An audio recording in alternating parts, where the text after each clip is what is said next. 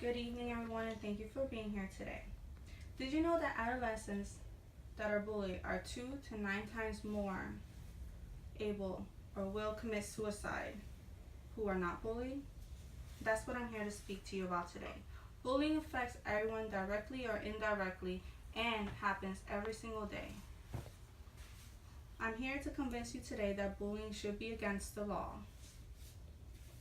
The 3 arguments that I will present to you today are the rise on teen suicide due to bullying, the increase in violence from bullying, and how to help reduce and recognize the warning signs as a solution, and also to push movement to get it against the law for bullying.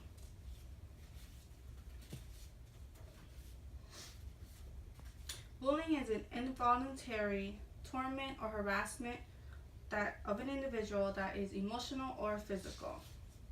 According to a 2013 article by Alana Velova Cantor, Bullying and Suicide, What's the Connection? She states that bullying and suicide does have a connection. I repeat, it does have a connection.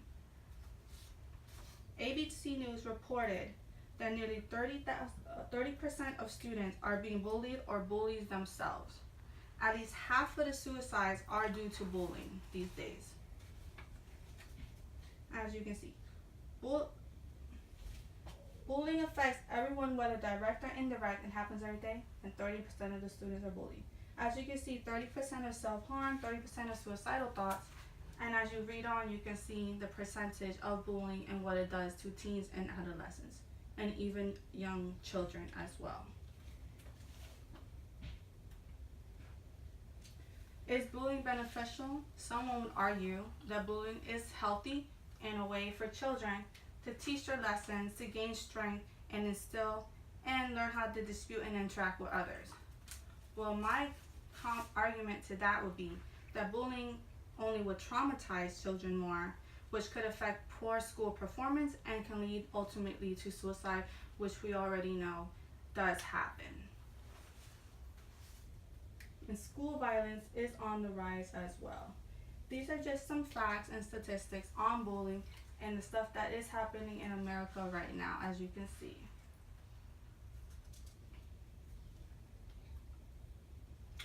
Statistics. School violence and the rise on crime. In a 2014 article by Julia Laurie, bullying victims are twice as likely to bring weapons to school.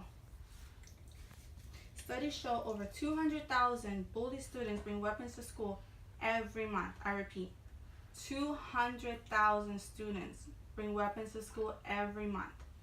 And 72% of them, of those students who bring weapons, are bullied, threatened, or feel unsafe at school.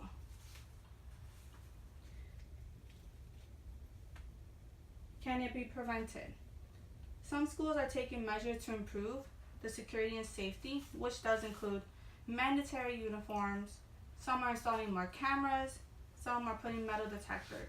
But in my defense, I believe that is just not going to solve the problem, because it's just not enough. It's impossible to predict when an event such as that is going to happen, because kids show little to no signs until it's too late. That's why I'm enforcing that we recognize the signs, stop bullying before it starts, or hold teachers more accountable and help this situation before it escalates to that.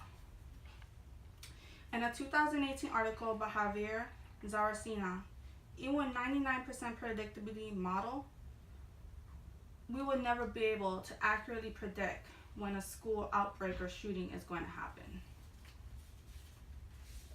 So the solutions to overcome and help bullying. We need more programs to educate teachers, parents, and I feel that this should be mandatory. Just like every other piece of paper that we have to sign for our kids and paperwork that we have to fill out, we need to educate the public, students, and everyone on this. And teachers need to be held more accountable to overcome this epidemic. We need to reach out to superintendents. I suggest Department of Education as well. We need to put force on them, because nothing comes without change, but we all need to speak up to prevent all this bullying and all these suicides and deaths that are not necessary in our school system. So some would say for that teachers should be held more accountable. Some say they should not get involved because that the kids must learn through experience and that this creates developmental health and growth. But to me, I don't feel that the lack of involvement from teachers is enough and that this could do more harm than good. It can also cause low self-esteem and, as we've seen, suicide in the end.